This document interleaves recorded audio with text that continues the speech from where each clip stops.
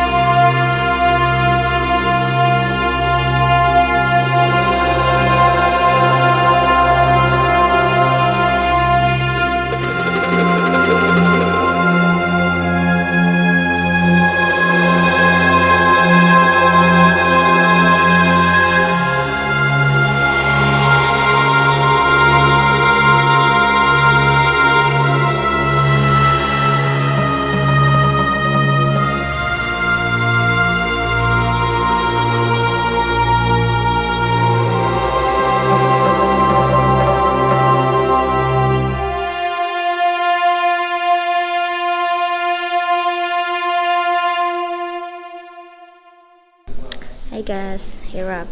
Kita udah di Gua Pasea. Di sini ternyata guanya ini bekas tempat bersembunyinya zaman perang gitu. Terus ada juga katanya buat ini kayak rumah tinggalnya orang-orang zaman dulu. Makanya di situ katanya ada bekas Gucci. Itu buat itu kayak ya pokoknya di sinilah. Terus di sini keren banget view-nya.